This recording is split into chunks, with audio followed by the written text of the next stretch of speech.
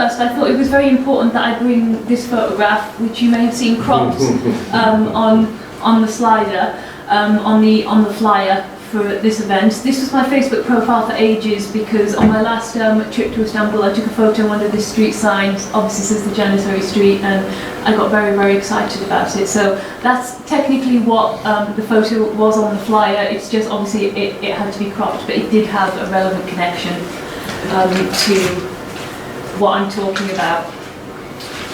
Alright, Janissaries. That's my favourite picture of the Janissary, by the way. But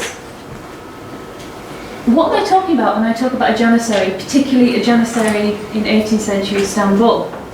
Well, we know Janissary comes from Yeniçeri. This is a compound word in Turkish, Yeni meaning new, Çeri meaning troop or regiment, and the title just kind of stuck, really. And there is an argument that Yeniçeri became a generic term applied to all of the corps class in contemporary Ottoman literature and later historiography. The rapid expansion of the corps over time and the changing makeup of its membership makes defining the 18th century Janissary particularly difficult. Even defining the exact number of Janissaries is far from straightforward after 1730, as many of the records were kept secret even from Ottoman officials. And yet we still speak of a Janissary order or a Janissary corps as if it's a single homogeneous identity. And this is just not the case. As Janissaries moved from their solely military roles and diversified into being artisans and traders and husbands and fathers, their purposes, their priorities, and most certainly their identities became a lot more diverse and complex. And opinions of both Ottoman contemporaries and historians regarding the Janissaries vary considerably. And my departing point from my research really was the purity-corruption paradigm as created by Jamal Kafadar. This idea that the Janissaries had been this pure institution and over time they became corrupt, and this became quite a key central argument in the decline of empire historiography. However, since the 90s, scholars have started to agree that the purity corruption framework, this isn't the most useful model we have for studying the Janissaries.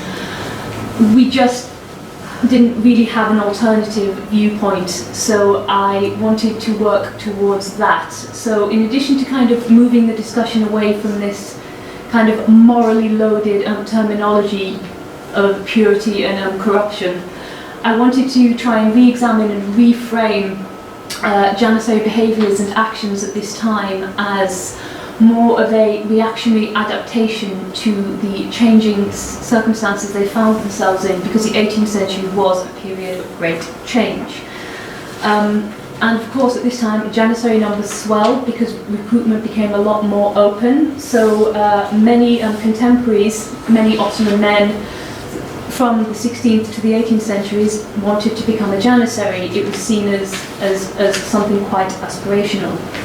I chose to focus on Istanbul because I thought Janissaries closer to the capital and the centre of power would arguably sort of have a more immediate reaction to and impact upon major political changes because of their proximity to the power holders. Also, I find when we read histories of empires, something will very often say, X, Y, and Z happened in the Ottoman Empire. What they mean is this happened in Istanbul. And we do have several very good regional studies in Ottoman history. So I almost wanted to take a study of the imperial capital and treat that as a regional case study. And the fact that obviously I wanted to keep the research manageable. So, breaking down Janissary identity, I put it into four facets: the military, the political, the economic, and the social. And obviously the first and foremost, most immediate thing we think of when we think of the Janissaries is that they're soldiers.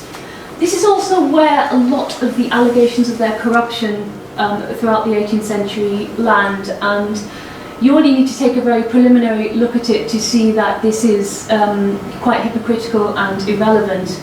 The devshirme system, the traditional method of recruitment for the Janissaries, which I will describe in more detail momentarily, this was abolished within the first 5 years of the 18th century.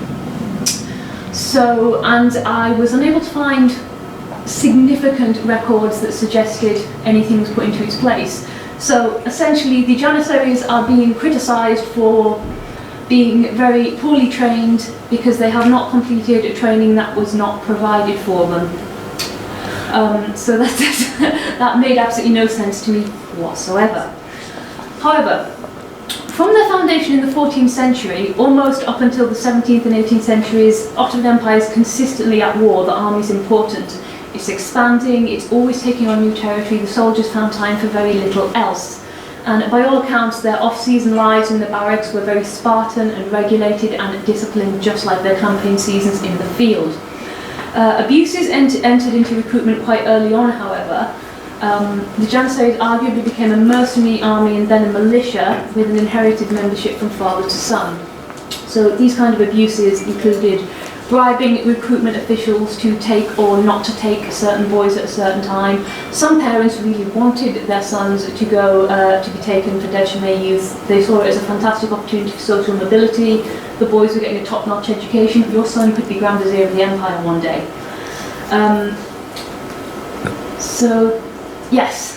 So with recruitment being as tricky as it was, these are some numbers I have found. By the mid-16th century, we have approximately 13,661 Janissaries, with 11,500 of them based in Istanbul alone. Numbers across the empire for 1653 to 79 vary between 51 and 54,000, and the possible surge that is suggested is that after the Battle of Lepanto in 1571, that there was a rush placed on recruitment and training of military personnel. And obviously if you're rushing someone's training, they're probably not getting the best of it either. There is also a study by Kadir Ustan, who has examined the Janissaries in relation to the emergence of the new order at the end of the 18th century. And he argues that Janissary objections to the new order were not just about preserving their privileges, as had previously been thought, because in a time of a financial crisis, political instability and on and off warfare, I don't think you can argue that the Janissaries were particularly privileged in one sense. However, his argument that Janissaries were deeply embedded in wider society, so they didn't always resort to violence in the first instance, this does have significant merit. If you are more invested in, say, a tradesman's guild, you have an interest in keeping society calm and peaceful and stable because that's beneficial to you. So this study concludes by saying what has been dubbed as corruption by historians is actually because the Janissaries would negotiate with the state on many points according to their own unwritten codes of honour. And finally, he lays the larger question of Ottoman decline at the foot of the state with this quote here: "This cannot be explained away by the conventional frameworks that focused on Janissary insubordination. We have to factor in the government's inability to transform the Janissaries into an effective fighting force." Basically what I've been saying, if you're not training your soldiers, don't say it's their fault if they're not particularly well trained. But considering the fact that Janissary integration into and inclusion within Ottoman society made them more of a citizen militia than a standing army at this time, as well as the abolition of the Devshirme and the associated training, I sort of argue that the changes that happened, certainly on a military basis at this time, was due to the absence of this state apparatus. So I agree with this man 100%, and I do think at a shift, I think saying they are a citizen militia is more accurate for what the Janissaries became in the 18th century. So, with regards to the training and military structure, I mentioned the Devshirme before. This was a periodic recruitment of boys from the conquered territories of the empire. I have an example of it here. Once selected, the boys were given the clothing of novices and could easily be identified by the distinctive red caps, which you see on these young men down the front of this illustration here. The young recruits were then marched to Istanbul, where they entered a very comprehensive training program. This included both vocational and academic learning. And after a few days, the most talented and handsome were separated and sent to one of the four main palaces. They were learning Turkish and Arabic, classic Muslim literature, the Quran, Muslim jurisprudence, theology, law, as well as having military training. And every 3 to 7 years, the best performing candidates were sent to the palace school to continue their education, while the rest went to be soldiers. So So the boys who didn't get sent to the palaces were registered as novices and went through 2 stages of training. Firstly, they were hired out to Turkish families in Rumelia and Anatolia, and they were very careful not to send boys back from the same area from whence they came. They would work in their assignments for around 5 years, so they'd be doing manual labour, working on farms. This caused the boys to learn the Ottoman language and plenty of Turkish Islamic customs. Secondly, upon their return to the barracks in Istanbul, they began another round of education. They would also work at general housekeeping tasks within the barracks. They would help ships bring wood and ice into Istanbul. They replaced Janissaries when they went out on campaign. They worked as night watchmen, firemen and police, and whenever there was a vacancy in the main Janissary corps, a novice was promoted, and then a younger recruit was brought back from the provinces to take his place in the novice ranks. So this is how it sort of was supposed to work, all nice and neat. With regards to military training and having to adapt to a lack of this system in the 1700s, I did find multiple documents from the end of the 18th century, ordering a regular provision for money to pay for powder and shot for the purposes of training the Janissaries in the use of firearms twice a week. And this request actually breaks down very neatly pretty much what every kurush is going to be spent on. And this is also a testament to how carefully the Ottoman state was recording and managing its finances, because these requests only went in on a month-by-month basis. This training is corroborated by the historian Halil Nuri Bey, who was also writing in the 1790s. He says that the Janissaries were required to drill twice a week between May and November under the supervision of their officers. And the number of orders I found for this suggests it becomes a regular event, and even on one occasion there was a request for extra gunpowder. So either you have a lot of Janissaries coming to this training, or they're actually doing really well, they're going through their supplies.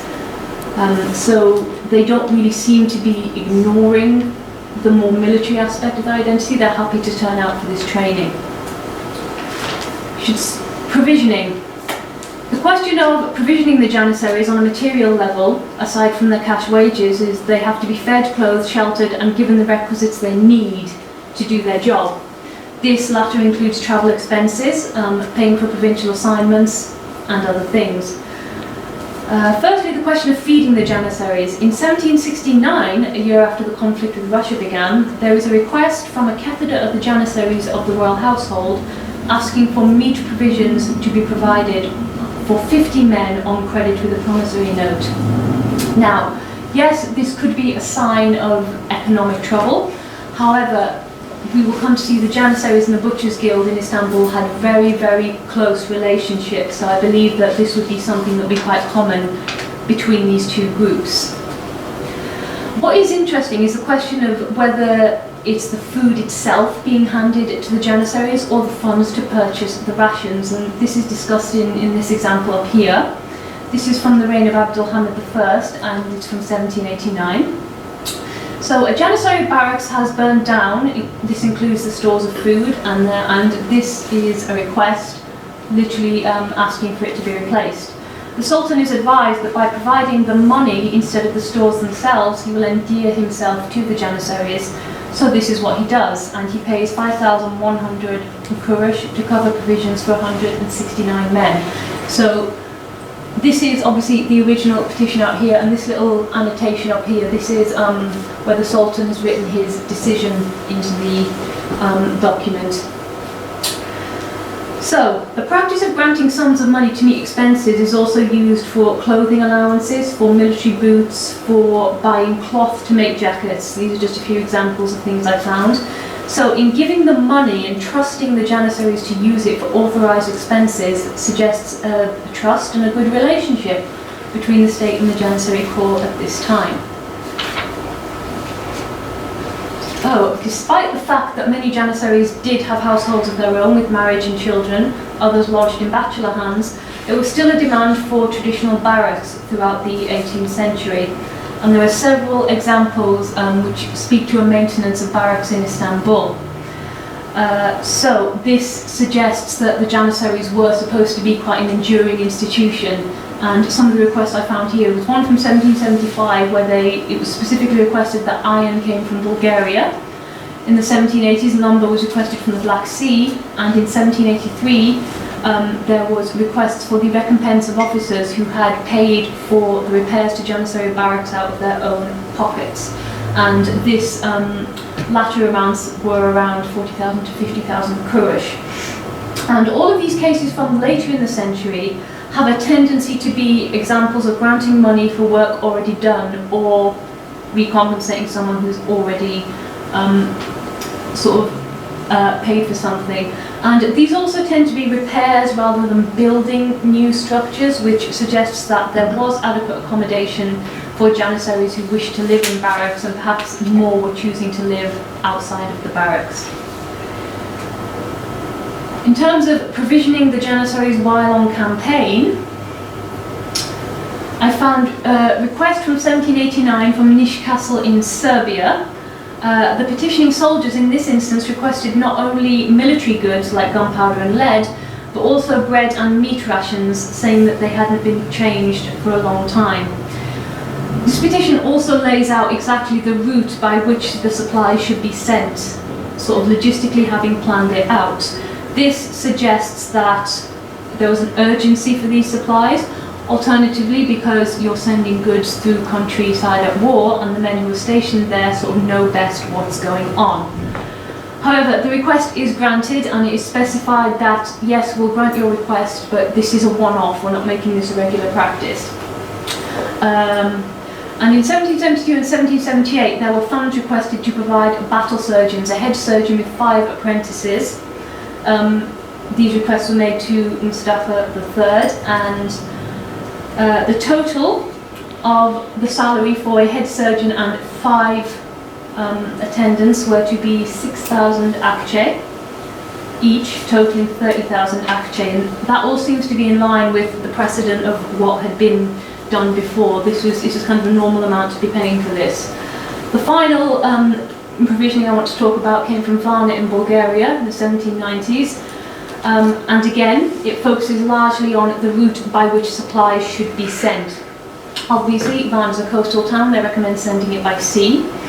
Perhaps the Janissaries stationed in Bulgaria at this time might have been encountering a little bit of hostility from the local population, if anyone's in any way familiar with what was happening in Bulgaria around that time. So they were probably having trouble supplying themselves from local sources, hence the request sent to Istanbul. And again, it was specified, we'll send it, but this is a one-off. Janissaries had paramilitary duties that fell under their traditional charter. Not only being soldiers, they would also work as policemen and firemen. And these are some of the issues that they were called upon to deal with. So Janissary policemen operated under the authority the Istanbul Janissary are, and they were responsible for law enforcement in the capital city. So the city was divided into district, and each district was assigned a company to police it. Companies each held a district 1 year at a time on a permanent rotation, and they were in charge of all market streets and alleys. 2 corps of detectives were also supplied by the Janissaries for the prevention and punishment of crime. And it has been suggested quite disingenuously by some historians that these detectives were quite successful in retrieving stolen goods because of the connections they had to the criminal class. Little means. Additionally, as I mentioned before, these policing duties would have been taken up by apprentices and trainees during campaign seasons. So this gave them, obviously, quite a lot of power. The 2 key issues that I have come across in the archives that Janissary policemen were called upon to deal with was prostitution and alcohol. So both quite tricky moral sort of social issues. So over time, the vice trade did spread out of the traditional red light district of Galata, and this led to an increased interaction between Muslim and non-Muslim residents of Istanbul. And the police did have the authority to enter properties at will, including locations they deemed suspicious, and they could enter at night time as well any property which came under suspicion, and anyone within could be arrested. And I found one such case in the archives detailing 2 Janissaries arresting a prostitute in the Hafov Bazaar this was in 1800, while she was with a client. The document details her being taken to the police station, but later her pimp and his son followed the party to the station. They engaged in a violent physical altercation with the officers, after which they took the woman and fled. The decision was made that these criminals were to be exiled, and exile was actually a very common punishment in Istanbul in the 18th century, and I'm going to talk a little bit more about exile later. But yes, issues about sexual morality absolutely were something that Janissaries got involved in, and this phrase, kapıya katan sürme, I found a case of this occurring in Istanbul in 1764. On a Wednesday morning, witnesses claimed to have seen two Janissaries painting tar onto the door of a house belonging to Haji Hussein, which resulted in all parties being sent to the policeman. There's nothing further detailed in the document. The police records are actually quite tricky to work with. However, the painting of tar onto the door of a house was an action that implied the women resident were of low moral character and sexually promiscuous. It was basically tantamount to an accusation of prostitution. And the fact that this had happened at all was really shameful, but to the house of a Haji, someone who had completed the holy pilgrimage, it would be even more damaging to the good reputation and status of the household.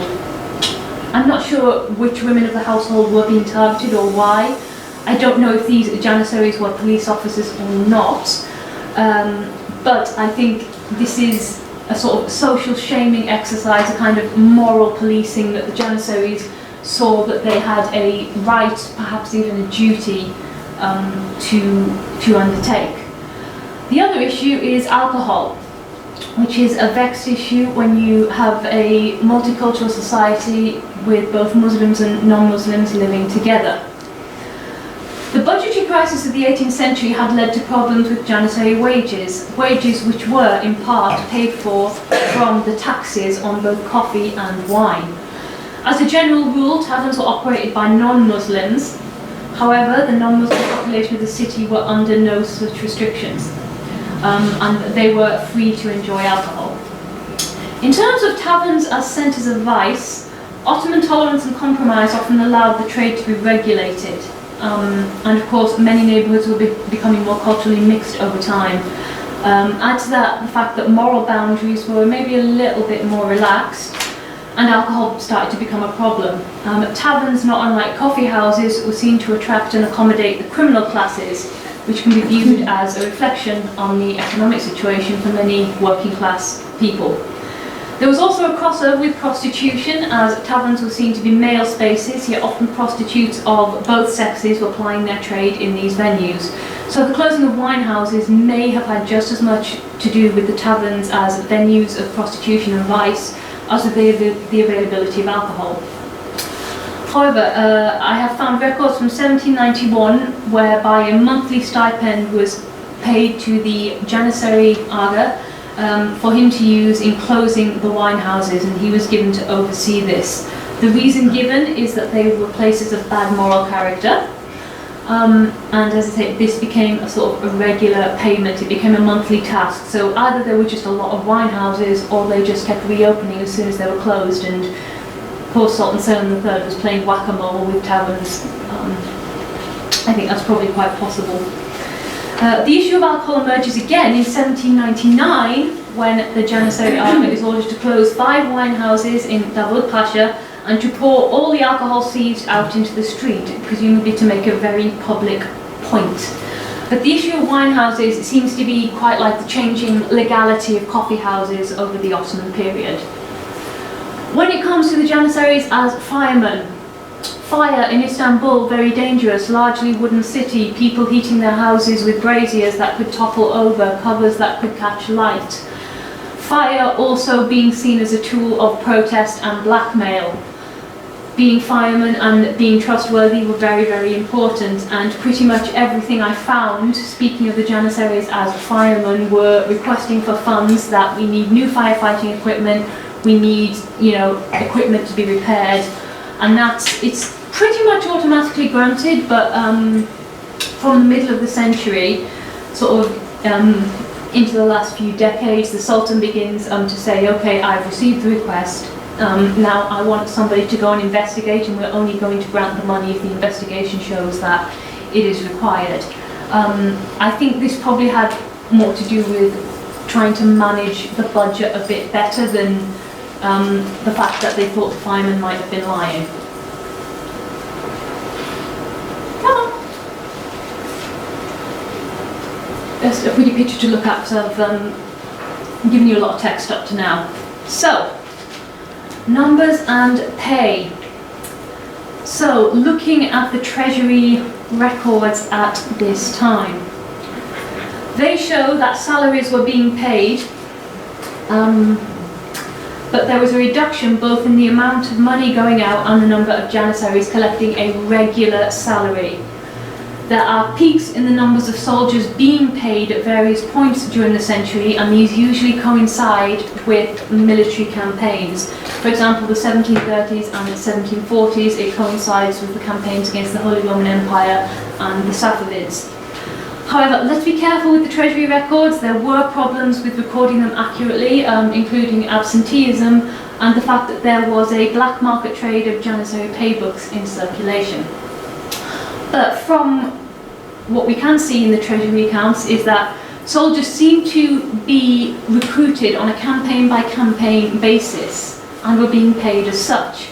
The numbers in the Treasury accounts do support this, and in light of this we can see why Janissaries would need to find alternative sources of income if they weren't making enough being a consistent standing army. But the peak in numbers at campaign times do show that they were still willing to discharge their military duties. They weren't just, oh, to hell with it. They were still willing to be soldiers, and they were quite proud of being soldiers. So yes, again, wages and alternative sources of income, these were things that could be granted by the Sultan. Mustafa III received a direct petition requesting the daily wage of a deceased Janissary be shared among members of his regiment. Now this daily wage was 88.5 kurush, so once it was divided it wasn't going to make a big amount, like a big change to anyone's income, but this sort of small daily amounts from sort of multiple sources is something we are going to see again and again in how Janissaries make up their income at this time. This does indicate, I say, they were seeking multiple sources of income and that they needed to do so to gain a living wage. Another case of dividing the wage of a deceased Janissary happened in 1789 under Abdulhamid I, and so it seems that this was sort of an acknowledged practice, something that could be done. And the wisdom of it is that it allows the Janissaries small increases in their income, which helps them, but it's not putting an extra cost on the Treasury. The Treasury just continues to pay what it had been paying previously. Throughout 1779 as well, the Janissaries seemed to be getting small income in the form of alms given by the Sultan to Janissary corporals every Friday as he went to mosque. The Sultan attended a different mosque each week and so was giving money to different regiments. Most often the amount given is 8 akçe, however between May and June of 1770 this sometimes became 22 akçe, sometimes 8 akçe. However, during the July and August of 1773 it went back consistently to 8. This suggests that what may have been sort of just a traditional, almost ceremonial gift of 8 akçe was raised to 22 akçe, possibly due to the financial need of the recipients, and I know that sultans felt very importantly about the economic status of the Janissaries, and I shall touch upon that. Again, let's think about the increased cost of living in Istanbul at this time, the irregularity of campaign wages and bonuses, as well as the fact that there was a wide-scale coinage debasement happening this time, which had begun in the 17th century. It's easy to see why the Janissaries were eager to get whatever they could. This endured throughout the century, and the famous reforming Sultan Selim III actually came to a disagreement with his Grand Vizier over the number of Janissaries. The Sultan wanted to increase the number of artillerymen, but the Grand Vizier said financially it wouldn't stand, and they had a bit of a ding-dong about it. In addition to debasement, there was an issue of payment being in arrears. So there's a 1789 document requesting permission from Selim III to pay the retirement payments and the first yearly instalment of wages to Janissaries and other royal household groups. And this payment is backdated to be from 1787 to 1788, so the year before. Selim readily granted this because he wanted to be on good terms with his army and his household, especially at the start of his reign, because he's quite new to the throne at this time. It's possible that this payment, and making this payment now, was a clever way to both pay the backdated wages and cover the traditional sort of accession bonus or gift given by the sultans when they took the throne, that he could almost get a two-in-one. That's by the by. Okay, let's talk about power and the Janissaries as power brokers. This is a key part of Janissary identity. It's always been the power and influence the institution had. Members of the core not only had a social status, but influence and leverage through their relations, both personal and institutional, with members of the Ottoman domestic power structure. This is a phenomenon. It works on many different levels and is not exclusive to the officer ranks of the core. So, to talk about relations with the Sultan being the big one. Throughout the 18th century, there are many sultans who, I would argue, reigned but did not necessarily rule. There was a delegation of sultanic authority to viziers, to high-ranking ministers. And there are arguments, anyone who's familiar with Baki Tezcan will have read his arguments, that the advice literature of this time can be seen as evidence of early Ottoman constitutionalism. This has been quite controversial. To be perfectly frank, I don't see it. I agree with Abu El-Hajj that this advice literature is more maybe a form of protest, and it's more reactionary to things that have happened. Also, when we consider the delegation of sultanic authority, this isn't necessarily protesting things the Sultan has done or the power of the Sultan, but things that the ministers have done as well. So anyone who's kind of done the English on civil war, you will notice that people went after the king's evil advisors. You know, it's like, well, I'm your loyal servant, but I don't think, you know, this guy who's giving you this advice, he's just not got your best interests at heart, and I just want to help. That kind of thing. So, such a case comes up in the correspondence of our good friend Sultan Abdulhamid I, dated 1788. I like Abdulhamid I. He was the first sultan whose correspondence I read, and he is kind of angry a lot of the time, to be quite frank. He really needs to eat a Snickers, I think, because he's generally very, very cross about something or another. This case was no exception. In 1788, it's brought to his attention that there are members of the Janissary corps out of work, and the Grand Vizier requests his permission to reassign them. So, during the reign of Abdulhamid, there is a lot of documentation, and I mean a lot, suggesting a very passionate rivalry between the office holders of the Grand Vizier and the Janissary Aga. They're each constantly trying to beat each other in the Sultan's eyes. They're vying for favour. If you have children, they're kind of like bickering siblings, and the Sultan's the parent in the middle having to scold them and say, you know, stop fighting with your brother, kind of thing. So this is a dynamic that does keep coming back. However, in the case of these Janissaries being out of work, the Sultan's annotations on the document demonstrate his displeasure that they've been brought to circumstance through no fault of their own, and he uses the phrase, "it is unworthy." The reality of the matter is, though, they are entitled to blame, although there is no blame. Even if they deserve blame, more are being banished. The aforementioned Aga's request is in the correct manner, and you should give the permission. Basically, even if there are some men among them who are guilty of something, too many innocent men are being swept up. I don't like it. It shouldn't be happening to the Janissaries. It's beneath their status as an institution. So, aha! This is my favourite bit. This is for something a little bit more fun and a little bit sort of change of pace. I'm going to talk about the baklava event. If anyone's familiar with that, you're smiling at me. No? No? Okay. The baklava event comes to me as a very interesting case study of the relationship between the Janissaries and the Sultans, and how they represent that relationship to the rest of Ottoman society. So this touches upon the participation of Janissaries in the ceremonial life of Istanbul. shows how socially integrated they were, while still maintaining that sort of Janissary-ness, which is a word I have made up.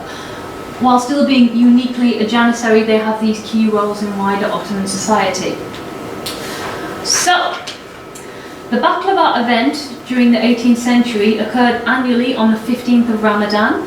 The traditional procession had been instituted towards the end of the 16th century, and incidentally the last baklava event occurred I think only months before the 1826 abolition of the Janissary Corps, so it kept going for that long. Hundreds of trays of baklava were cooked in the palace kitchens, one tray for every 10 Janissaries. I have an image, historical reenactment here. The trays were then wrapped in cloth to protect them from dust and arrayed in the second court of the palace. The first tray went to the Sultan in his capacity as honorary member of the first Janissary company. After that, 2 Janissaries from each squad would come forward and claim a tray, which was carried thus on a pole between them, and there would be a great procession back to their barracks, led by their standard bearers and their officers. On the following day, the trays and cloths were supposed to be returned to the palace. However, rumour has it that in later years, when the Janissaries were feeling particularly insolent, they would refuse to return them and say that they had eaten those as well.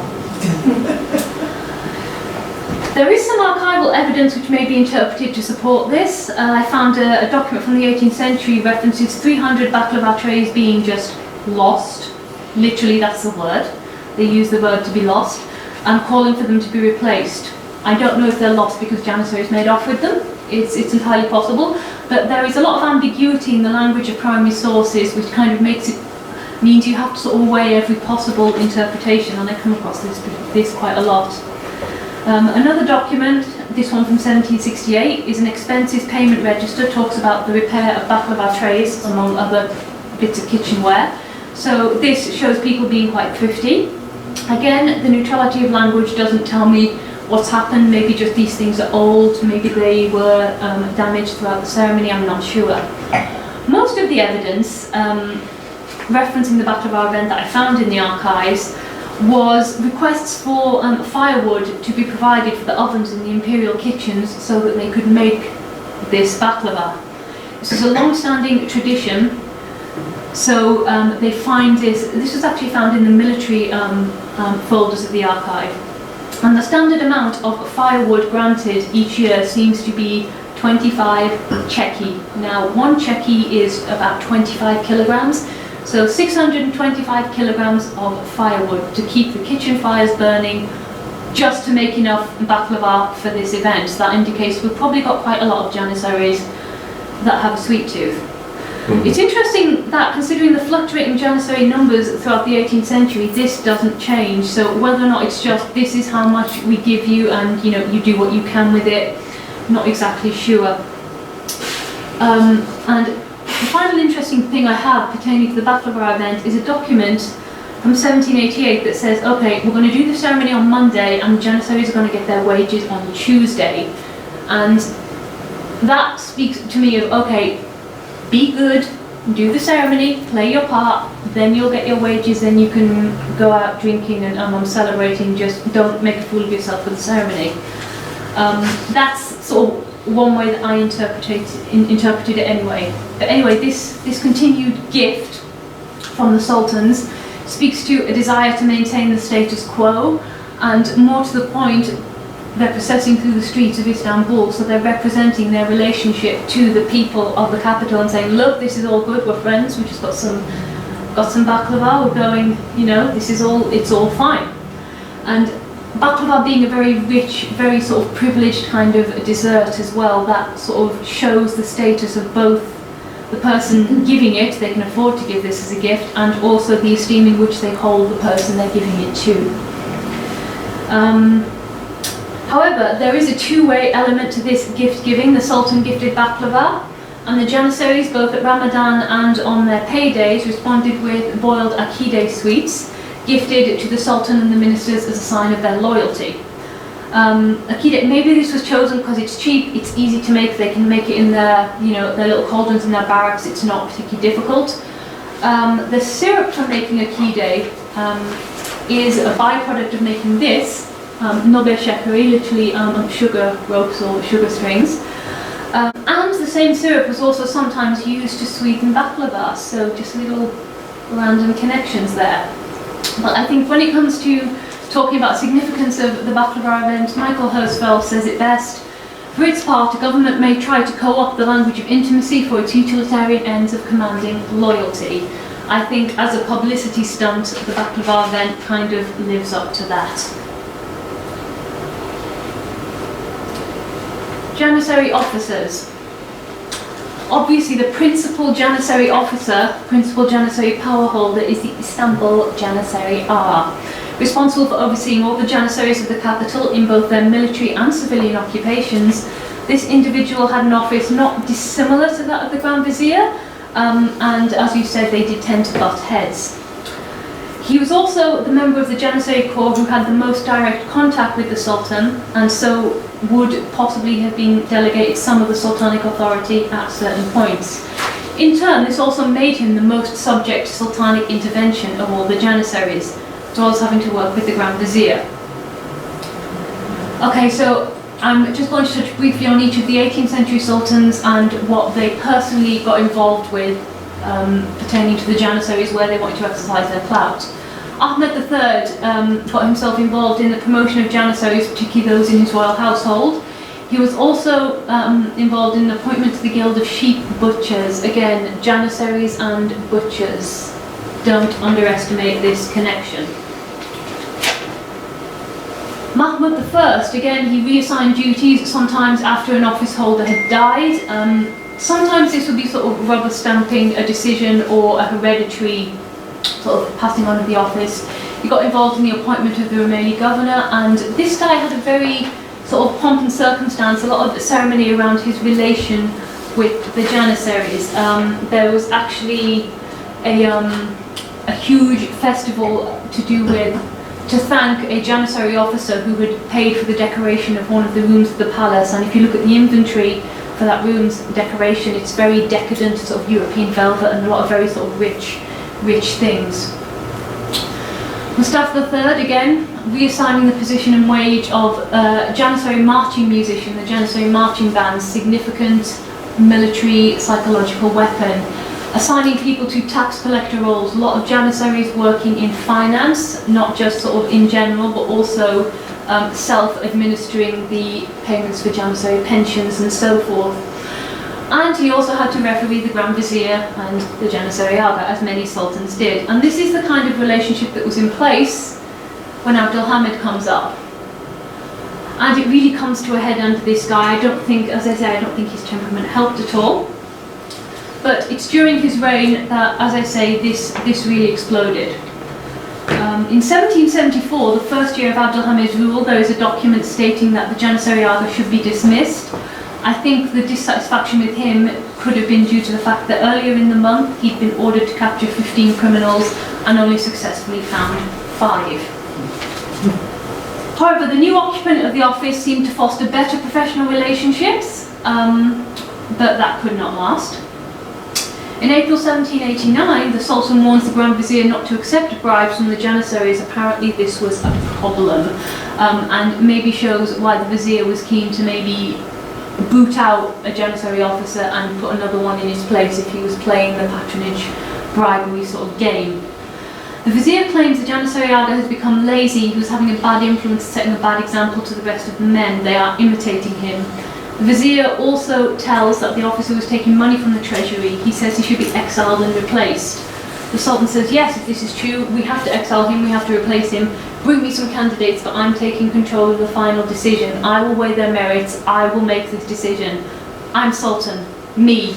You know, he's like the little guy from Shrek who grabs the crown and goes, I'm king, me. So that's kind of what the Sultan's up to here. Selim III, the famous reformer, bless him, stuck between a rock and a hard place. 1793, he tells the Vizier to warn the new Agha not to accept bribes. He also has to warn a Ketheder about this as well. And he causes a January treasurer to be exiled. Taking a very, very hands-on interest against corruption, obviously he's known as a reformer, the evidence bears this out. Also, the Istanbul Janissary Agha had a lot of authority in the matter of trade and marketplace, not only policing it but also decision making, and I found several cases in the Kadi sigils which showed the Aga being involved in matters of listing guarantors, being part of a decision when commercial property was rented or changing hands, and so forth. The most interesting case I found kept repeating itself, and it was an issue of the Janissary Aga in the case of the pinyal bıçak, because this is a specific type of knife. I think it's quite thin, maybe something like a stiletto, quite a small, thin dagger. That was the best definition I could find. There are multiple entries in the sigils of the 18th century detailing that the Aga was going around visiting craftsmen in the markets of Istanbul, forbidding them to make this specific type of blade. I don't know why, I really want to know. Discipline and punishment, seditious coffee houses. This is where a lot of the allegations of sedition took place. It's like, oh, those Janissaries, they're going and they're plotting in the coffee houses, and they're just, they're all trouble. Throughout the Ottoman period, the legality of coffee and coffee houses kind of seesawed. Some sultans would ban it, others would not. And there was this shift towards public gathering places like coffee houses, assuming a very central role in the life of Istanbul. However, in the aftermath of both the 1703 and the 1730 uprisings, government was cracking down on public gathering spaces, and we've already seen them cracking down on wine houses previously. So the Islamic bans on drinking alcohol and the tavern closures all contribute to the rise of the coffee house culture. You can't go to the tavern, you go to the coffee house with your friends instead. And apart from some warnings about certain individuals of the ulema class, because they didn't like coffee, they thought, oh, it's bad for your health, whatever. There were no specific rulings against coffee houses regarding their produce. Nobody really cared about coffee, and of course you can't really take coffee out of the Islamic world, can you? That just makes no sense. Now, mostly the fear of coffee houses were that they were meeting places for seditious groups. And this could have come from the sociological makeup of coffee house patrons, because all levels of society, different ethnic and religious groups, all mixed here. The Janissaries owned and operated many coffee houses in Galata, as you said, a district with an already dubious reputation. Fears of the immorality and the nature of coffee houses could also come from the fact that they were places of entertainment, not only because there was dancers and prostitutes, but also the famous shadow puppet shows featuring these two guys, Karagöz and Hacivat. These are two clever working class Istanbulites who often mocked and poked fun at the ruling classes and institutions, and this all contributed to kind of an anti-authoritarian atmosphere in these venues.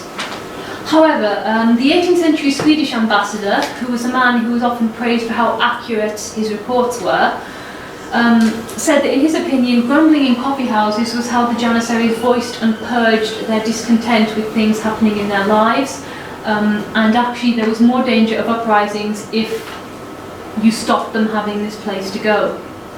So they serve as a venting space for popular discontent, and I think we can all relate to that. You go for a coffee with your friend, you want to complain about your boss. My boss is such a hard ass, I hate it, and you feel better afterwards. So this is something not unsimilar. So while they can find a sympathetic ear and, yes, I understand, we're all in this, it's more healthy.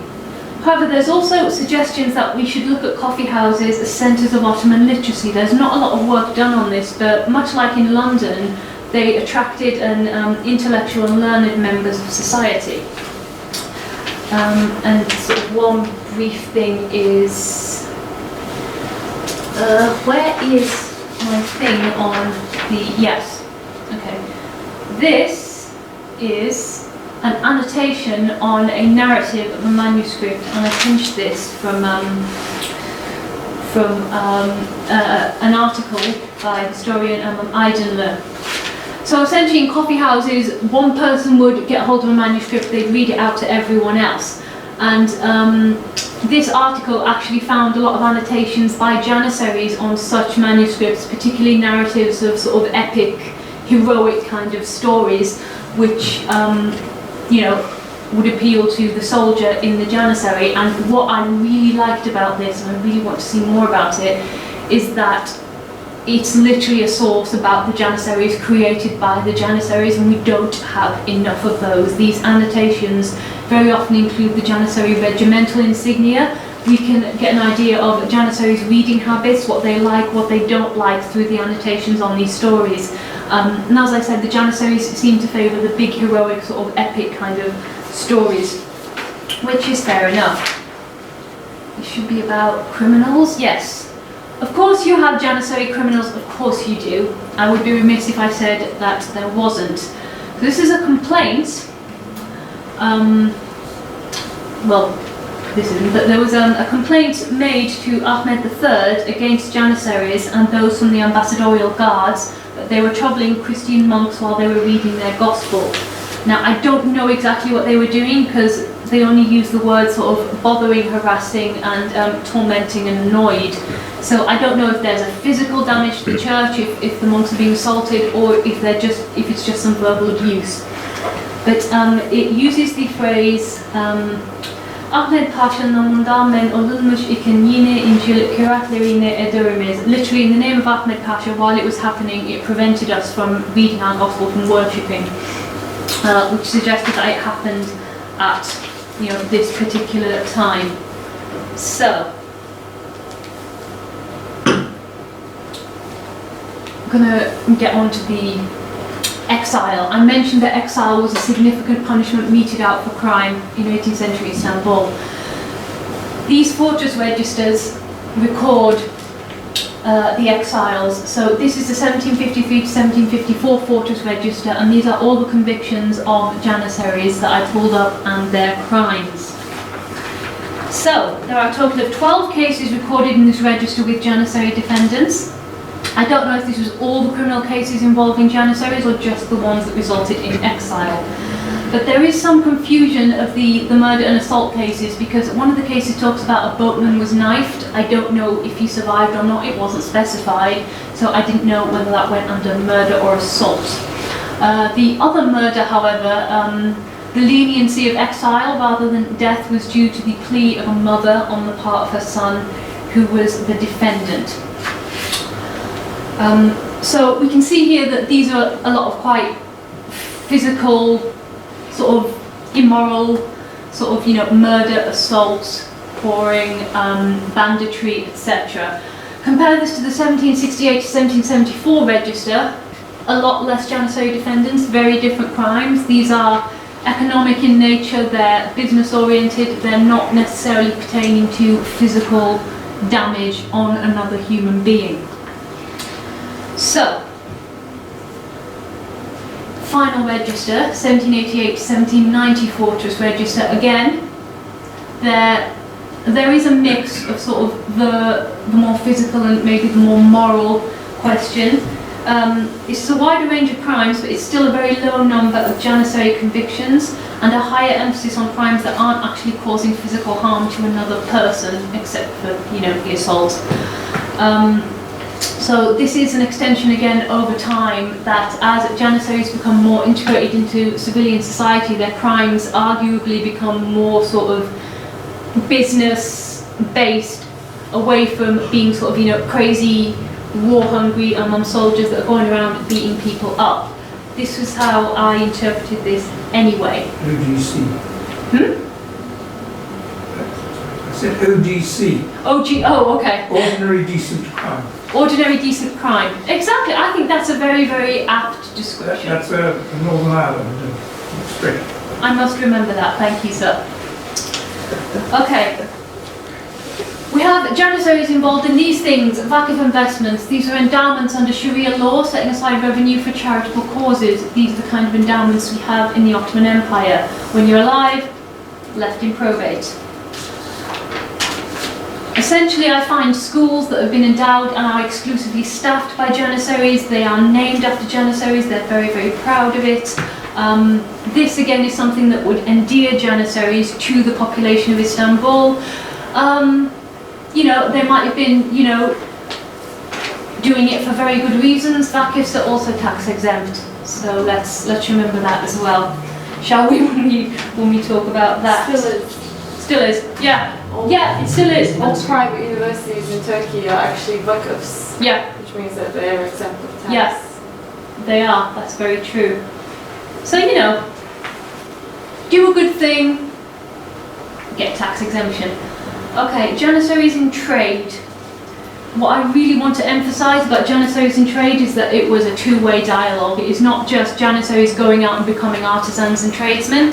Artisans and tradesmen are joining the Janissary Corps as well. It's going both ways.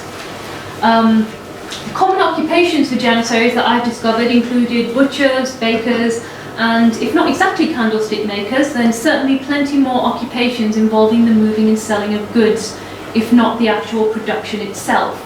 The supply trades I found include the sale of coal, groceries and slaves, as well as what might be termed service roles such as barbers and bathhouse attendants. I think the favouring of Janissaries with these occupations, where they are the middleman, probably benefited them. If you didn't have a lot of capital, you wouldn't have a lot of overheads if you were just transporting goods from one place to another, and so forth.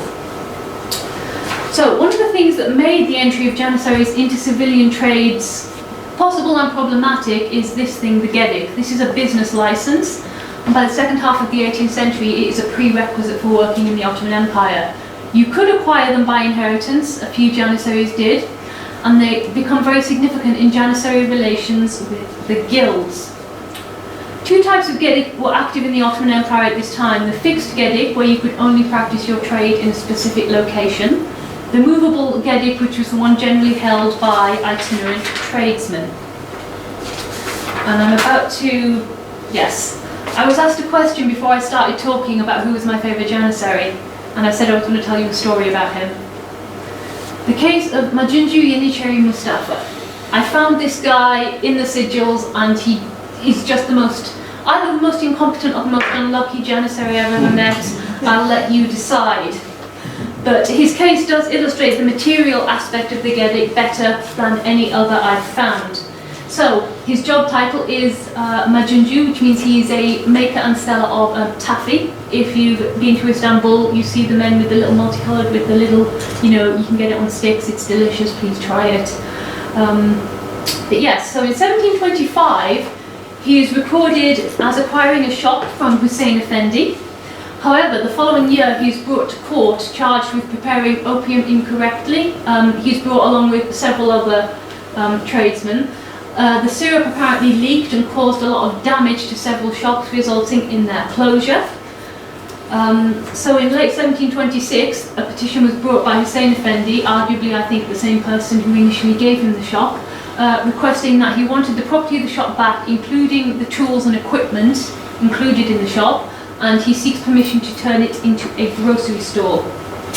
From this I surmise that Hussein lost his Gedik, which was then redefined into a general grocery permit, and that he wants to kind of repurpose possession, as it were.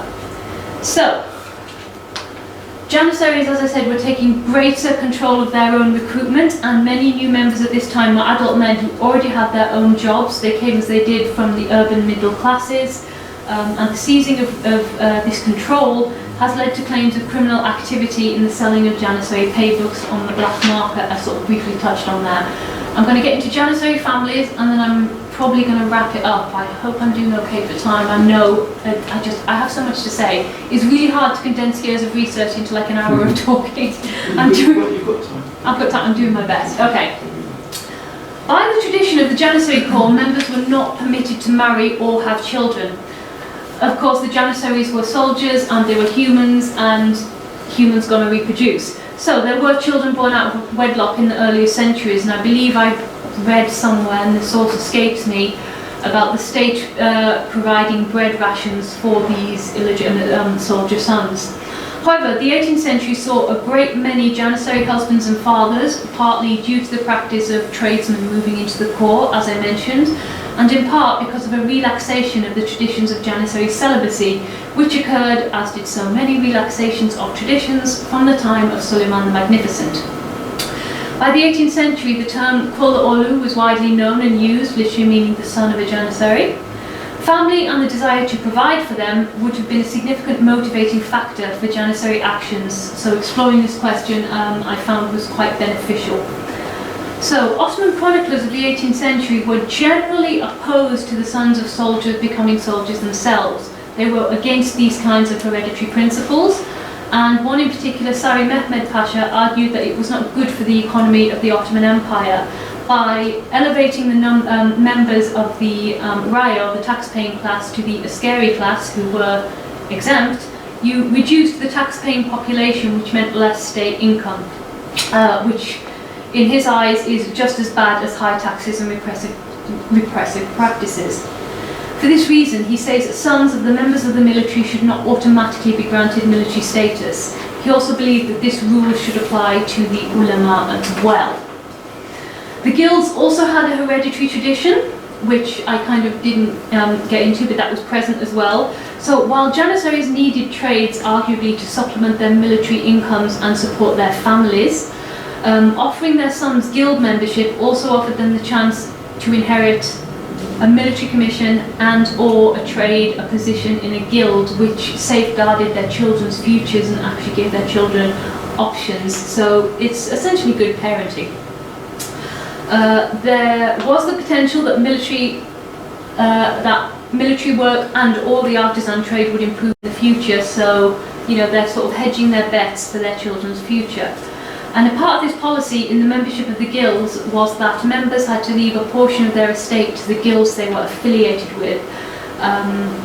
So a Janissary artisan who paid his dues would win legitimacy in both the corps and the guild, and that would increase the legitimacy of any claims made by that Janissary's children.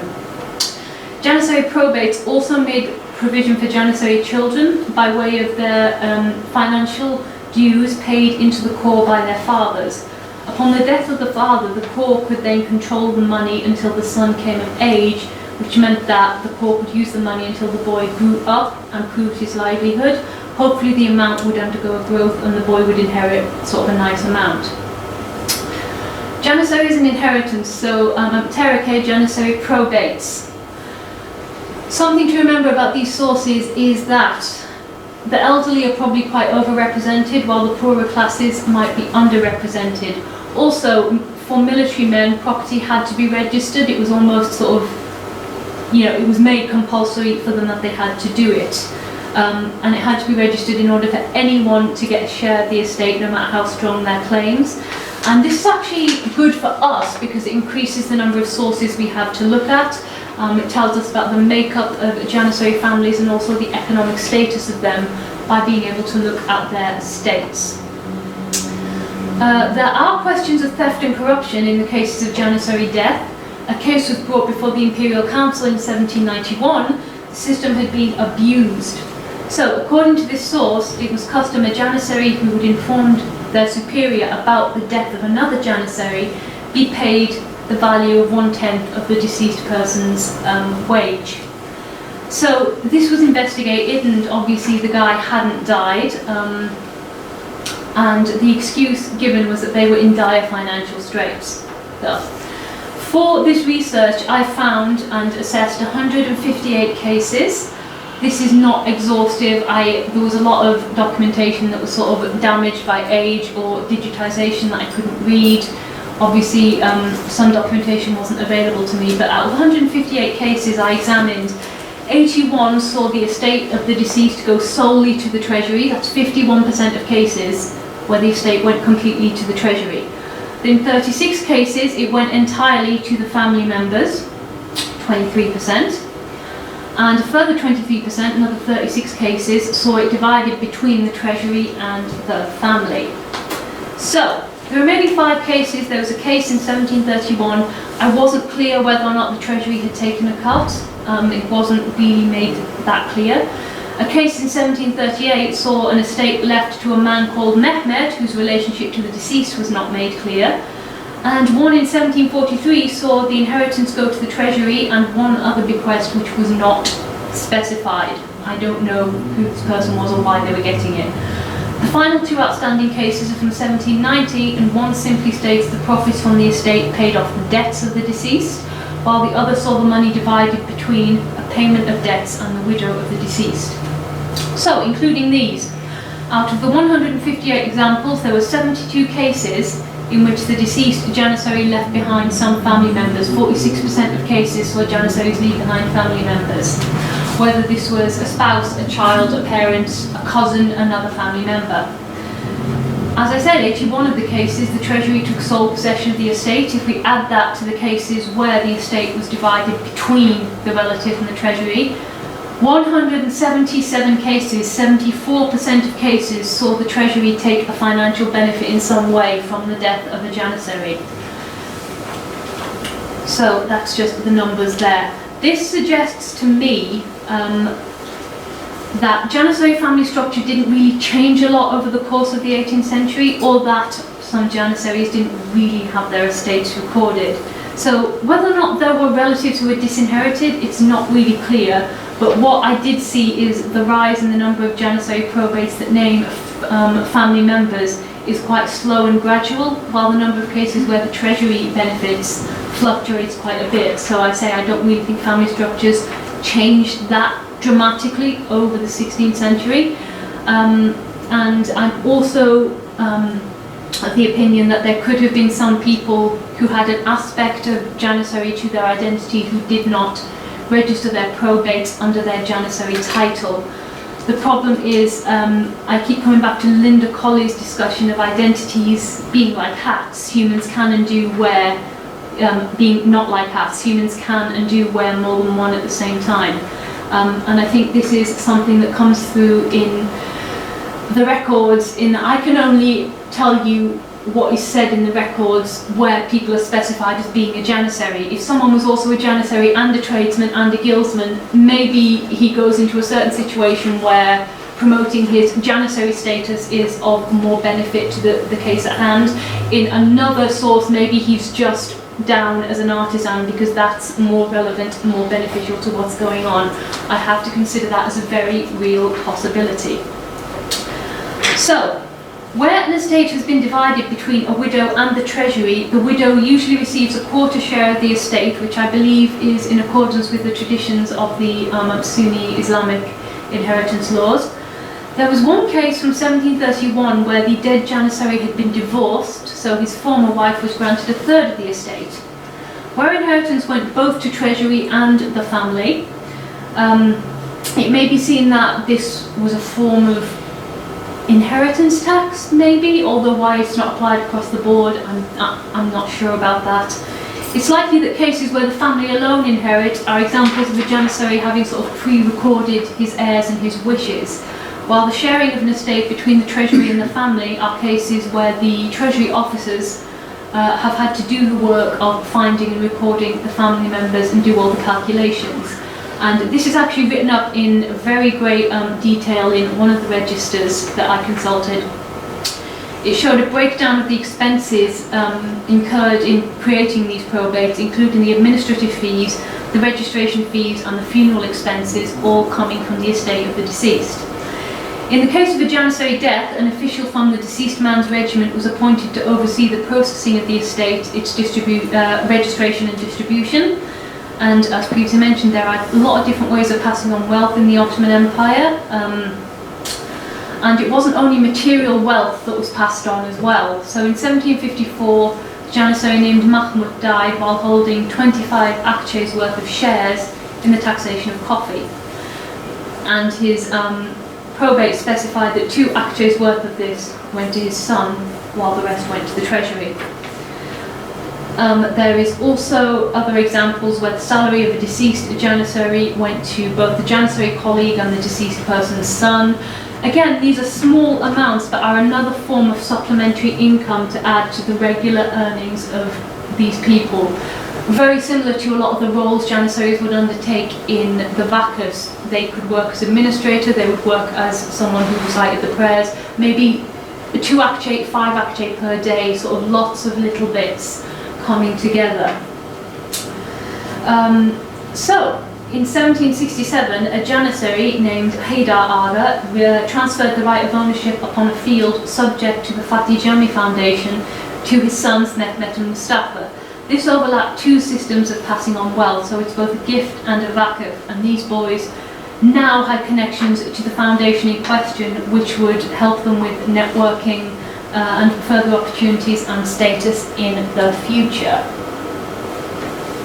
That's a very whistle-stop tour of my thesis. I thank you for your kind attention. I hope what I've communicated is that the Janissaries did find ways of surviving both as individuals and as an institution in what was a very, very active, very, very changing, very kind of challenging century for Ottoman history. And I hope that I've also kind of managed to communicate that they had many different facets to their identity, more than just quite simply being a soldier, but that the uniqueness of being a Janissary was also something that carried across into other aspects of their life. They're still identified as a Janissary in their business life, in their family life, and so forth. So there was this unique Janissariness where they became, I think social integration is the wrong word, I think because that implies that they lost their Janissary identity. I think the Janissary identity itself changed and it became more about an inclusion rather than an integration into wider Ottoman society. But I will now be quiet because my throat is very dry and I want to drink something, so I will just thank you for your kind attention.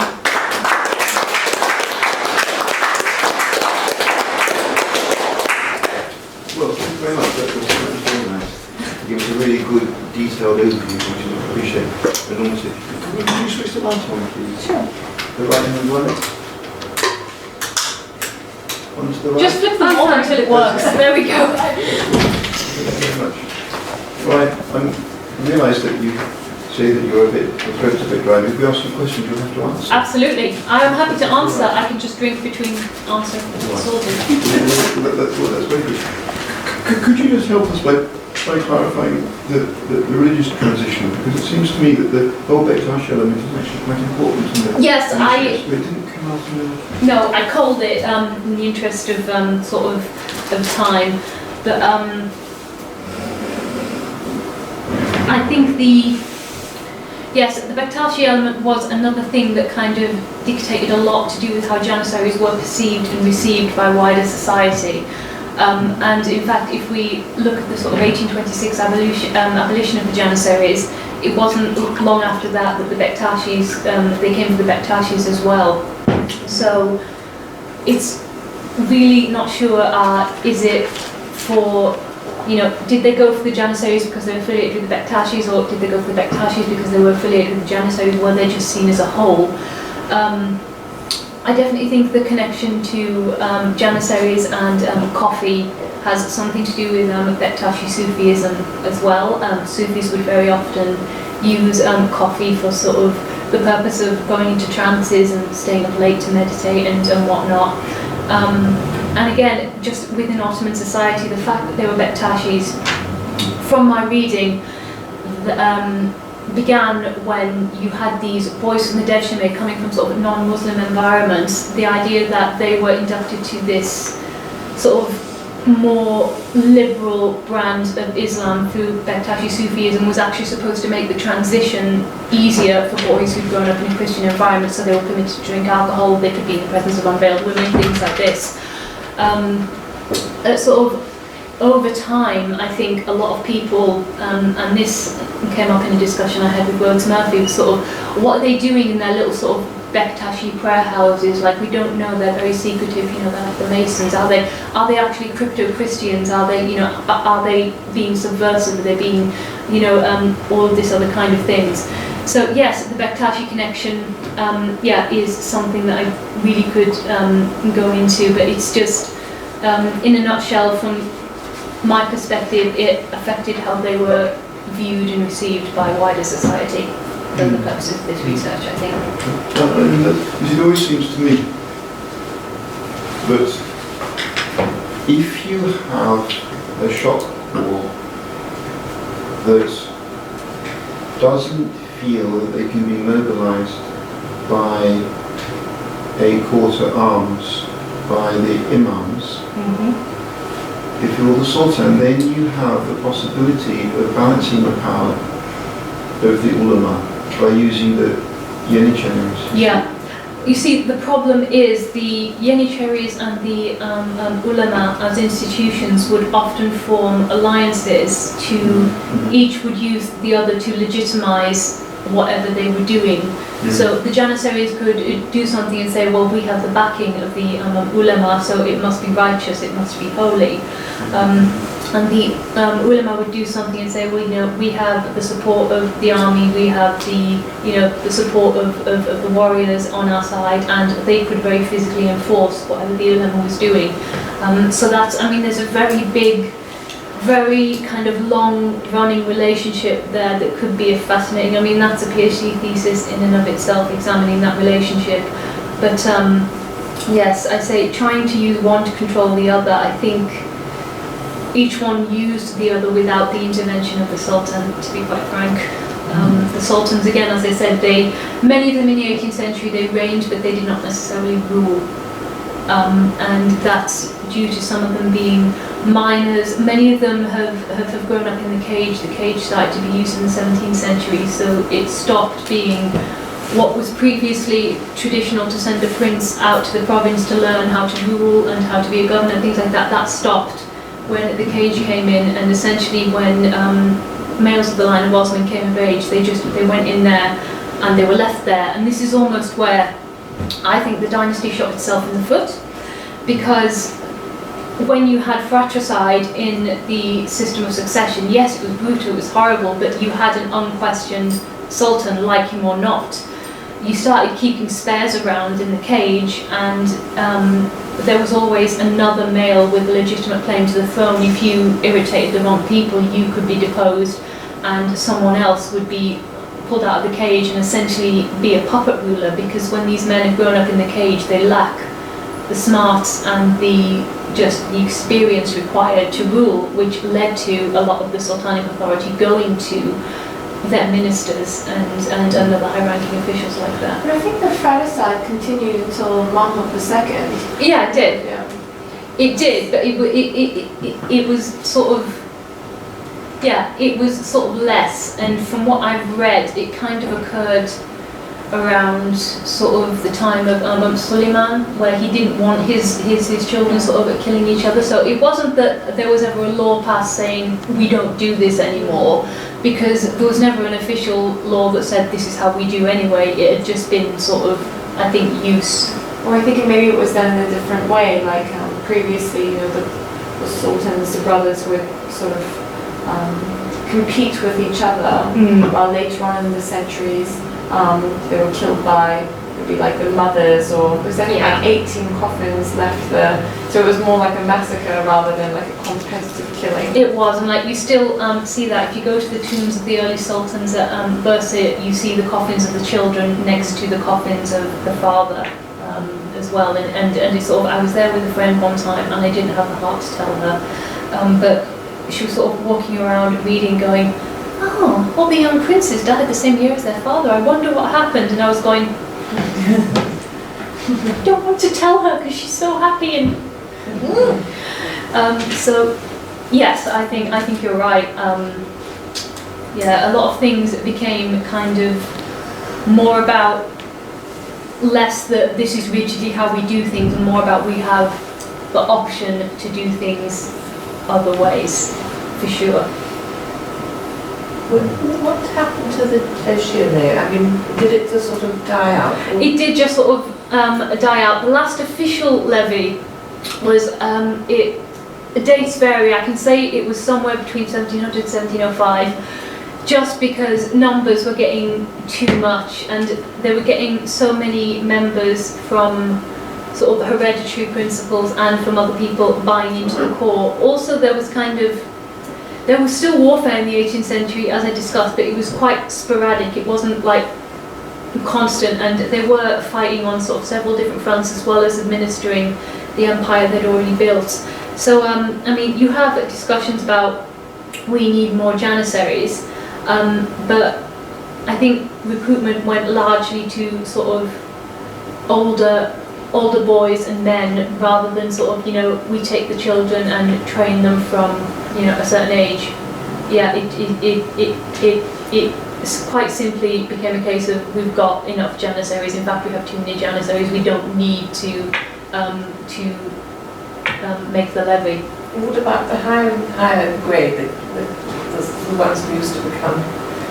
The ones who went into bureaucracy and became viziers. Well, interestingly enough, a lot of the chroniclers I talked about, Sari Mehmed Pasha indeed as one of them, they had been Devshirme boys.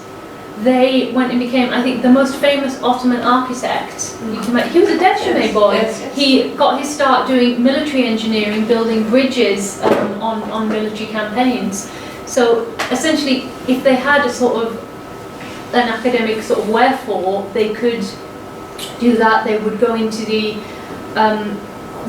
somewhere in the administration. I think there was another example and it's just gone. But yes, essentially they could go into the bureaucracy, and the advantage, or indeed the purpose of it, was that you had these boys who had been trained to be completely loyal to the Ottoman state from very, very young, and were beholden to you for their education and their status. And I remember what I was going to talk about now, the Koprulu viziers of the 17th century, who became a dynasty of grand viziers. I think this is where you see the 17th century, you see the rise of the vizier households as sort of powerful institutions, and this idea of sort of patronage more than meritocracy. And this is why people say when the Devshirme was abolished, things started to go bad, because the Devshirme, arguably it was a meritocracy. You were promoted because you became good enough. Then sort of when the Devshirme was no longer happening, you had these systems of patronage that could be highly nepotistic, based on who you knew, who you were married to, who you were related to. And I think the Kara Mustafa, who was one of the Koprulu viziers, he'd actually got himself into the upper echelons of society by buying gifts, and I think he almost ran himself into penury as a young man, buying gifts to kind of secure the patronage of these kind of higher class Ottomans. So it did make a change, but I don't necessarily think, as I said in my talk, I don't think you can blame the Janissaries, because the state apparatus wasn't there for them to support them and to educate them. I think that they did the best they could. But I see a lot of institutional comparisons with them across history, not just across the Islamic world, like the Egyptian Mamluks, for example. There's a comparative study to be made with the Knights Templar. Every time I think 1826, I also think Friday the 13th. And I've also read studies comparing the Janissaries to the Japanese samurai classes as well. So this isn't a uniquely Ottoman phenomenon at all, institutions like this. Sorry, I just sort of started talking and didn't stop. Did I answer your point? I hope I did. Yes, sir.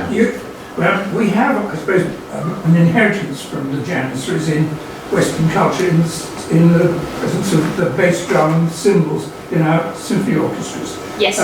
You mentioned musicians. A musician. Could you say something about the way in which they were developed in that period? I don't know about developing. I think they were part of the traditional sort of military infrastructure from when they were created. They were the elite, they were the shock troops. And I have read accounts of European armies fighting the Ottomans quite happily. Then they hear the drums and they know what that means. They know the shock troops are coming and they need to change their trousers. Basically, it was, and it was a form of sort of psychological warfare as well. This music, you knew this music meant the Janissaries were coming, you knew what the Janissaries were, you knew that they were the elite, the shock troops, the really, really hardcore, the best trained, the toughest. So that would instill fear into the enemy, as well as just, it's a scary sound, it's just big sort of boom, boom, boom, boom. It's terrifying. And I think, and this was sort of a brief discussion we had before the beginning, when the Janissaries were protesting something, they would take their huge regimental cauldrons, turn them upside down and sort of bang on the bottom of them like drums. And I think that, or the implied threat in that, is supposed to be quite sort of connected to, you're supposed to be afraid of us, where the Janissaries remember, and the war drums almost to a certain extent. So yes, they were called the Met train bands, and I say, as long as the Janissaries were around and going into battle, yes, those bands would be around as well. I didn't look a lot into sort of the musical legacy of the Janissaries. I do know someone who's an ethno-musicologist who has been looking into it, and I know that there is a lot of very interesting research there. It's just not my area of expertise, but I do find it fascinating. And I think you're right when you say there's a legacy there in our modern orchestras as well. Yes, sir? Yeah, you mentioned the abolition in 1826, the auspicious event. Yeah. How deep down did that extirpation go? I mean, we know that they demolished they burnt the barracks, and they killed the soldiers. They levelled the barracks with cannon, yes. Yeah. But how did that go into the things you've been describing about the guilds and the tradesmen and the fact this whole network that they had through society? Yes, were they rooted out, or what happened there? To a large extent, I think they were. I think what I mentioned about choosing to wear their Janissary hat or not choosing to wear their Janissary identity is possibly something that served them when the abolition came. I think sort of militarily speaking, they were seen as defunct because you had the new order, which was more sort of modern Western European style sort of military uniforms and drilling and what have you. How far they were drilled out, it's hard to say. There are tales, but I find it hard to pin down a credible source. They're somewhat apocryphal, of sort of the months after the auspicious event of sort of Janissaries being hunted down by sort of people who think they should all be completely wiped out. But the abolition does link to one of my favourite little sort of apocryphal stories that, again, I can't find a credible source, but I just want this to be true because I think it's just such a gem of if you're familiar with Ottoman graveyards and Ottoman tombstones, you would have the hats on the tombstones speaking to the status of the person buried there. And there was a rumour going around, and again I can't pin it down, that after the abolition of the Janissaries, someone went through the graveyards with a hammer and essentially decapitated all the Janissary tombstones, knocked off all the headdresses off Janissary tombstones because they were to be that far wiped out. Again, I can't find a credible source for it, but I just Could that be related because Mahmud also abolished the turban anyway, didn't he? Replaced it, you had to wear the fez. That's why his own tomb has a fez on it. Yeah, I mean, clothing laws in the Ottoman Empire are another thing entirely. They were very, very strictly enforced for, so you would know essentially at a glance who you were dealing with.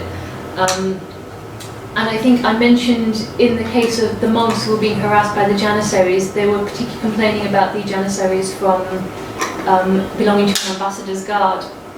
And now the Janissaries who were assigned to sort of watch over or protect the European ambassadors were given very distinctive yellow shoes, so you would know they belonged to an ambassadorial guard, which is why these monks were able to say, look, this is who we have the problem with. And it is said that many Janissaries did not like protecting Europeans. They considered it beneath them, and that they were mocked by their fellows, calling them swineherds for herding Europeans around. Yes, I mean, clothing laws are an entire field of Ottoman scholarship that I sort of looked at briefly when it came to sort of Janissary uniforms, but it was a rabbit hole I could have gone down and just not come out of. I think, but I know Donald Quasar has some very interesting articles on the topic, if that is something you are interested in sort of looking up. He's written quite comprehensively on that topic, so I can recommend his work, definitely. Can you say a bit more about the Janissaries working in the Western embassies? You touched on it just now. If you could say a bit more about that, how did they come to work in there? How did they come to work there? How were they chosen to work there, or how did they choose to work in there? In terms of being chosen, I'm not 100% sure how they were recruited, because a lot of the accounts of Janissaries in Western embassies are written by the ambassadors themselves, and they only see them sort of after they come to them. But oh goodness, there are so many fun anecdotes of Janissaries in Western embassies. There's particularly one, I made a study of Lady Mary Montagu, the wife of the British ambassador, one of the British ambassadors of the 18th century, who kept kind of very comprehensive records and diaries and whatnot. And she wrote about a certain incident with one of her Janissaries that was also picked up by the Baron de Tott in his memoirs as well, which shows that it made waves. She'd wanted pigeon for supper for some specific reason, and the Janissary hadn't been able to find any, so he'd kind of dragged this poor sort of marketplace official in front of her and said, you know, I can't find any, this man is the one stopping you getting your pigeon, you know, if it would please you, I will knock his head off right now, I'll decapitate him, and Lady Mary wrote about sort of the Janissary doing this in his zeal for my service, and I think she's being very generous there, because when the Baron de Tott picks it up, he says that he thinks, and I kind of agree, the Janissary was being quite mocking and quite like, he's irritated, why am I having to run around after this European woman and satisfy her every whims, and so he's probably just being quite sarcastic and being quite mocking. But the other thing that comes out of Lady Mary's accounts, which I pick up on quite a lot, is the phrase, the Sultan trembles at a Janissary's frown, which shows that she definitely saw the Janissaries as very significant power holders, very significant sort of movers and shakers, and she says that the sultans were, to a certain extent, ruled by their army. And I find that line kind of eminently quotable. The other one is there is a book called The Earl and His Butler in Constantinople, if you're not familiar with it. And it is essentially the account of another British ambassador of the 18th century who had a rather literate, rather erudite butler who kept a diary for the duration of their sojourn in Istanbul. And I don't know if you can still find it, but I found the full transcribed text of this butler's diary. And literally the only reference I found to Janissaries was he talked about seeing one that had been executed for something when he was sort of walking across the city sort of on some errand.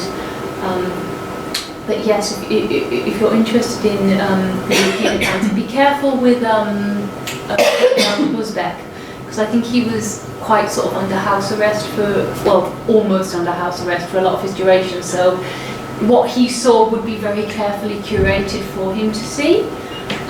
He talks about his Janissaries being quite loyal and sort of, you know, bowing and kissing his hand and what have you. So just, you know, I would say be careful with him. But oh goodness, there's an absolute wealth of material on sort of the British, the European interactions with the Ottomans, and it goes a lot further back than the 16th and 17th centuries. There's a book called This Orient Isle, which is about the sort of the Tudor connections, which I assume you've heard of. So yes, but as I said, you know, the Janissaries, many of them thought it was beneath them. They had to wear these yellow shoes to single them out. Some of them might have been quite annoyed about that.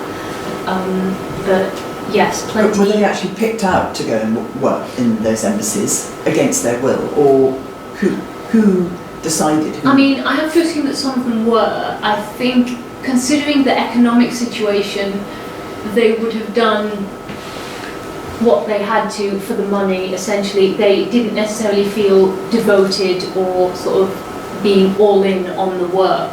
I think it's very likely that they were assigned through the Istanbul Janissary Aga, because he dealt with a lot of, there's accounts for his assigning a Janissary troop to escort the Persian ambassador into the city and to staff his household. So yes, I think that came from the Istanbul Janissary Aga. That would be my guess. I can't say that was the case of every embassy. I've only got textual evidence for the Persian ambassador, but that would probably be a fair assessment or a fair supposition to make there.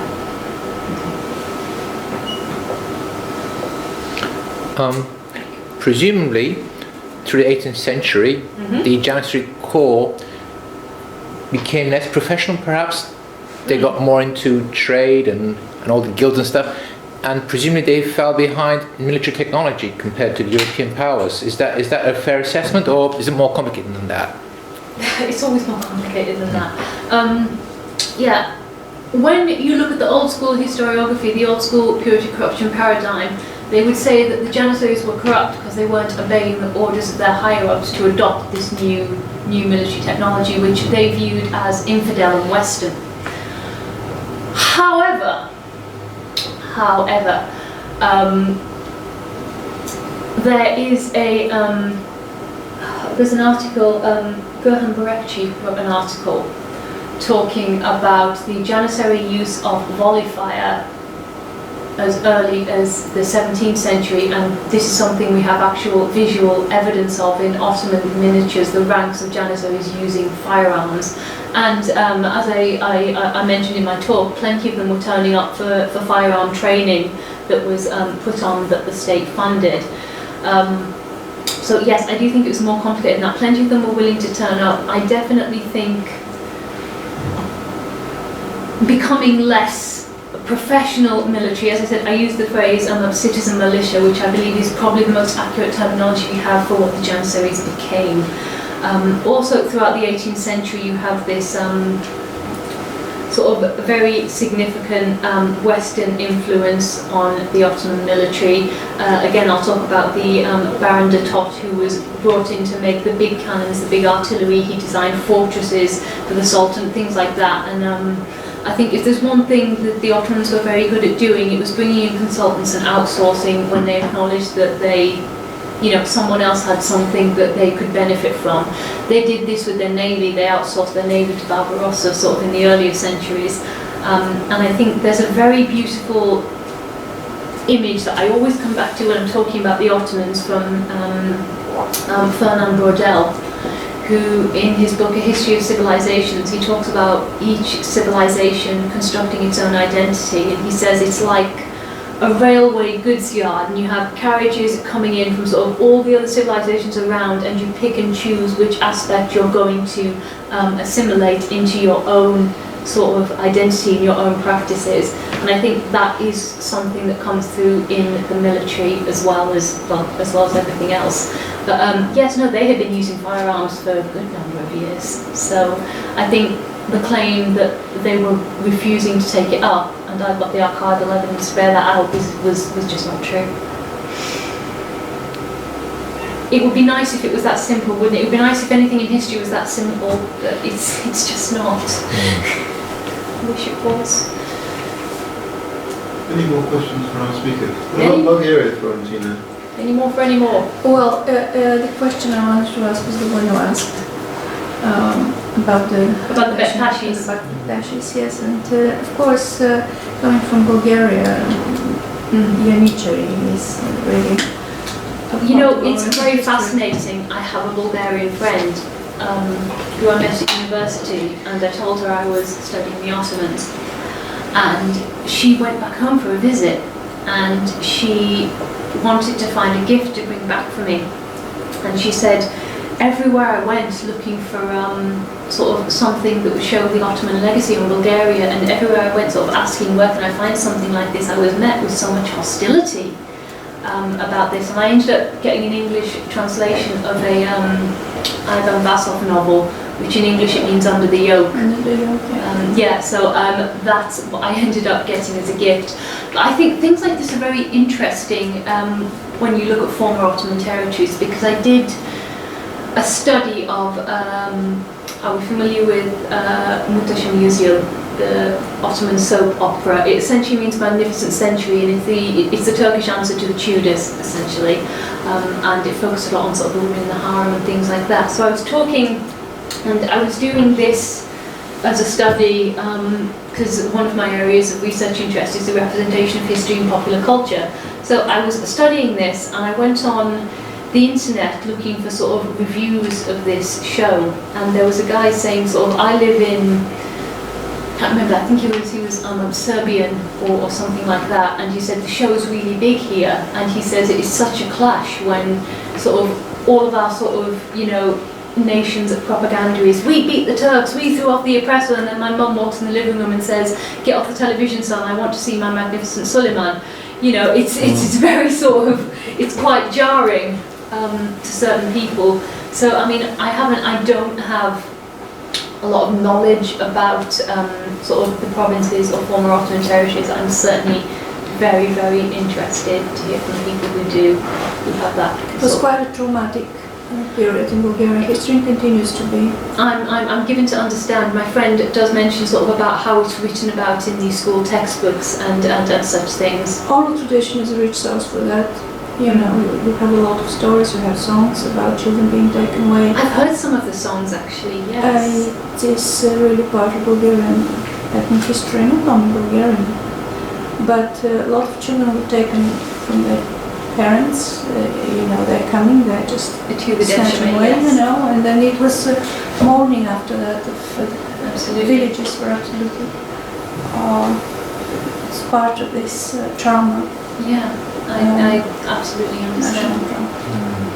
So it's not a good word to say Janissary in Bulgarian. No, I understand that. I'm given to understand from. Also because they're coming later and taking yet another generation of children. So saying that Janissary for Bulgaria is someone who was taken away, forgotten their roots, they're coming back and pressing their own.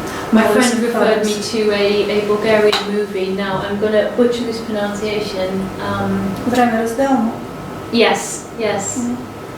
Or is it the Time of Violence or something like that in English? It's about a Janissary who goes back to the area of, I believe, where he came from, and he's just an unholy terror on his native community. And yes.